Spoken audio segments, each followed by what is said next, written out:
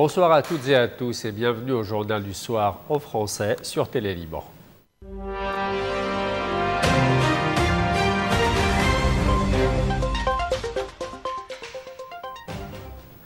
L'émissaire américain Tom Barrack s'est dit satisfait de la réponse du Liban à sa demande de désarmement du Hezbollah au lendemain d'intenses consultations à Beyrouth.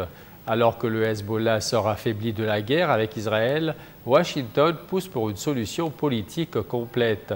Le président de la République, Joseph Rohn, aurait présenté un projet jugé spectaculaire par les États-Unis.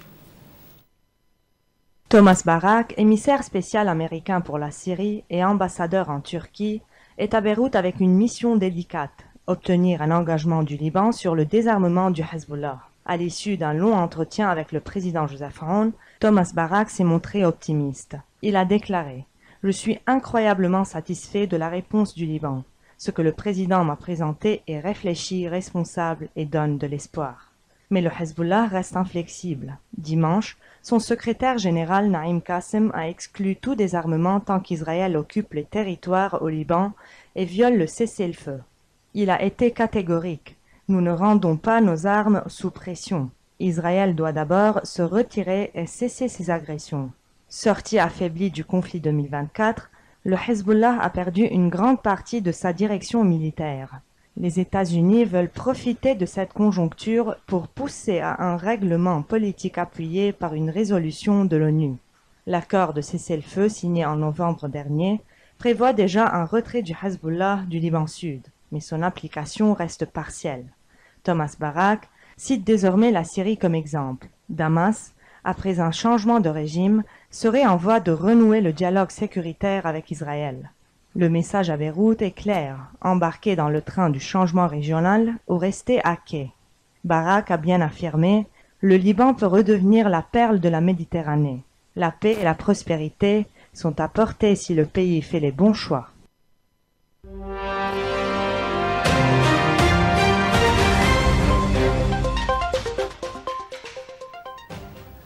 Nouvelle tension à la frontière israélo-syrienne. L'armée israélienne annonce avoir capturé des membres d'une seconde cellule iranienne opérant au territoire syrien. Selon l'Observatoire syrien des droits de l'homme, 2 frères ont été arrêtés lors d'un raid dans la région de Quneitra. Une démonstration de force israélienne alors que la situation dans le sud de la Syrie reste sous haute tension depuis la chute du régime de Bachar el-Assad. C'est en pleine nuit que l'armée israélienne a mené ce qu'elle décrit comme une opération ciblée contre une cellule affiliée à la force El-Quds, bras armé extérieur des gardiens de la révolution iranien. L'opération s'est déroulée dans la région de Tel Koutma, à quelques kilomètres de la frontière israélienne sur le plateau du Golan. Selon l'armée israélienne, les individus arrêtés représentaient une menace sécuritaire directe. L'Observatoire syrien des droits de l'homme confirme que 2 frères ont été arrêtés après des perquisitions ciblées. Ce n'est pas la première intervention israélienne dans cette région. Le 2 juillet dernier déjà, 3 Syriens avaient été capturés dans le même secteur. L'armée israélienne avait alors saisi des armes et des grenades. Selon des experts militaires israéliens, l'objectif est clair. Empêcher toute implantation iranienne durable à proximité de notre frontière. Le plateau du Golan est une ligne rouge. Depuis la chute du régime syrien en décembre dernier, Israël a renforcé sa présence militaire sur le plateau du Golan. Les forces israéliennes y mènent régulièrement des incursions malgré la présence de la fidule. Gédéon Saher, le ministre israélien des Affaires étrangères, a pour sa part affirmé que nous sommes ouverts à la normalisation, mais pas au prix de notre sécurité, et le Golan restera israélien. Une position qui continue d'alimenter les tensions dans la région, alors que la Syrie, encore instable, reste au cœur des rivalités entre Israël, l'Iran et les puissances régionales. Sur les hauteurs du Golan, le calme apparent masque une réalité fragile. La région pourrait bien redevenir, une fois de plus, l'un des foyers les plus explosifs du Proche-Orient. Près de 450 000 Afghans ont quitté l'Iran en un mois. Une vague de départ massif, souvent forcée, consécutive à un ultimatum lancé par Téhéran aux migrants afghans sans papier. Alors que l'Afghanistan est déjà plongé dans une grave crise humanitaire, l'ONU s'alarme d'un possible basculement vers davantage d'instabilité. Depuis début juin, c'est un exode silencieux mais massif. Près de 450 000 Afghans ont quitté l'Iran, franchissant cette frontière à Islam Qal'a dans l'ouest de l'Afghanistan. Ahmad Mohammadi est un migrant. Il déclare « Si je peux trouver un emploi ici, je reste. Sinon, je devrais retourner en Iran ou tenter ailleurs. » Face à cet afflux, les centres d'accueil sont débordés. Les arrivants racontent les arrestations, les expulsions, les économies perdues. Beaucoup fuient dans la précipitation, laissant tout derrière eux. L'Iran, qui accueille depuis longtemps des millions d'Afghans, a imposé une date limite, le 6 juillet. Passé ce délai, les migrants en situation irrégulière doivent partir. Téhéran justifie sa décision. Les Afghans sont des voisins respectés, mais l'Iran dit avoir atteint ses limites de capacité. L'ONU tire la sonnette d'alarme. Plus de 1,4 million de retours forcés ou volontaires en 2025. Un afflux qui menace de déstabiliser un pays déjà ravagé par la guerre, la pauvreté et le chômage. Selon le porte-parole de la Croix-Rouge, faire pression sur les Afghans pour qu'ils rentrent aggrave le risque d'instabilité régionale. Cela peut aussi intensifier les départs vers l'Europe. Sur place, l'aide humanitaire peine à suivre.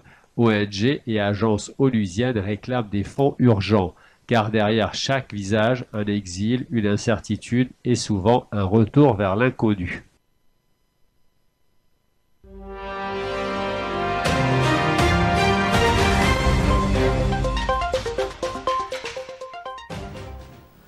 À Rio, les BRICS lancent un avertissement à Donald Trump et dénoncent les guerres commerciales. Réunis au Brésil, les dirigeants des BRICS ont exprimé leur vive inquiétude face aux politiques protectionnistes de Trump menaçant la stabilité du commerce mondial. Le sommet a également été marqué par des prises de position sur Gaza, l'Iran et la régulation de l'intelligence artificielle dans un contexte diplomatique tendu et de fortes absences. C'est dans une atmosphère tendue que s'est ouvert le sommet annuel des BRICS à Rio de Janeiro. Le Brésil, la Russie, l'Inde, la Chine, l'Afrique du Sud et désormais 6 autres membres réunis sous une bannière commune leur message, un avertissement clair adressé à Washington. Sans jamais citer nommément Donald Trump, le communiqué final dénonce la montée des barrières douanières unilatérales qui, selon les BRICS, menacent la croissance mondiale. Une pique à laquelle le président américain n'a pas tardé à répondre via son réseau Truth Social, promettant des surtaxes de 10 à 50% contre les pays s'alignant sur le bloc. Des représailles commerciales en ligne de mire alors que la Maison-Blanche prévoit déjà d'envoyer les premières notifications de sanctions dès ce lundi.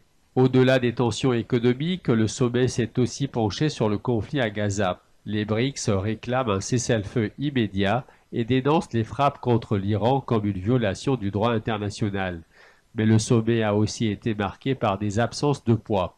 Ni Xi Jinping, ni Vladimir Poutine, visés par un mandat international, n'ont fait le déplacement.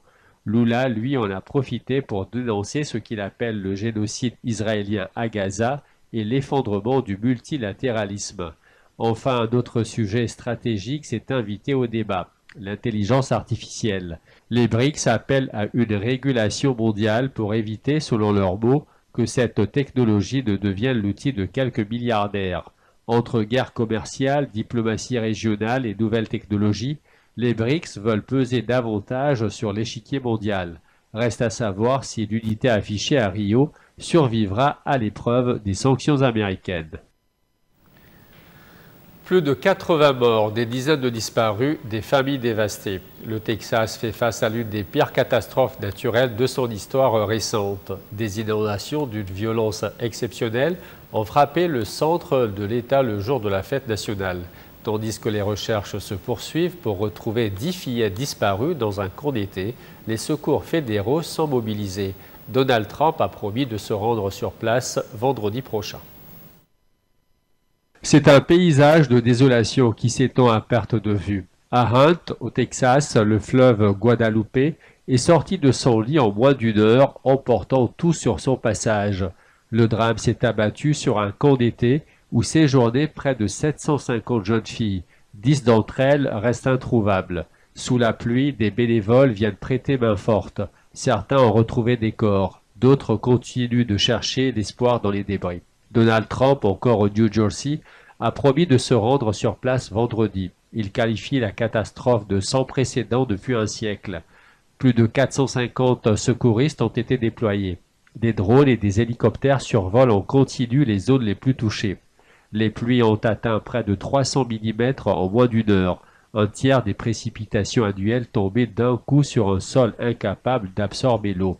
Alors que l'eau se retire lentement, le deuil s'installe. Le Texas pleure ses morts et le monde, bouleversé, observe en silence l'ampleur du drame. Et enfin, à Carnac, dans l'ouest de la France, les célèbres mégalithes de menhir sont aux portes du patrimoine mondial de l'UNESCO.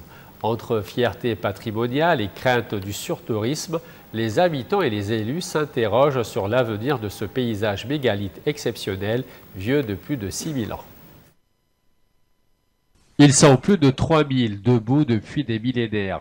Sculptés dans la pierre, dressés en longue allée silencieuse, les menhirs de Carnac s'apprêtent à entrer dans le cercle très fermé du patrimoine mondial de l'UNESCO. Chaque année, près de 300 000 visiteurs viennent marcher entre ces témoins du néolithique, et la tendance pourrait encore s'accélérer. Un touriste belge déclare « C'est l'un des sites les plus impressionnants de Bretagne. Je ne pense pas que ça devienne surchargé, c'est déjà très vaste. » La commune de Carnac anticipe. Route repensée, circulation douce, zone piétonne. L'enjeu, préserver l'harmonie du site tout en le rendant accessible. Olivier Lepic, maire de Carnac, souligne que l'objectif, ce n'est pas d'attirer plus de visiteurs, mais de mieux les accueillir. L'inscription au patrimoine de l'UNESCO doit avant tout servir la protection, car ces pierres, dressées depuis plus de 6000 ans, fascinent autant qu'elles interrogent. Leur signification exacte reste mystérieuse, mais leur puissance symbolique demeure intacte. Une retraitée venue de Marseille dit « Ce site dégage une énergie incroyable, mais s'il y a trop de monde, ce charme peut disparaître. » Le dossier déposé couvre plus de 550 monuments, repartis sur 1000 km² et 28 communes bretonnes. Une ambition régionale portée depuis plus de 10 ans. Si le logo de l'UNESCO ouvre les portes de la reconnaissance internationale, il peut aussi attirer un public plus lointain comme les touristes asiatiques friands des sites classés. Préserver, transmettre, expliquer sans banaliser, voilà l'équilibre délicat que la Bretagne s'apprête à relever pour que les menhirs restent debout et que leur silence continue de raconter l'histoire. Voilà, c'est la fin de ce bulletin d'information. Merci à vous de votre fidélité et à très bientôt.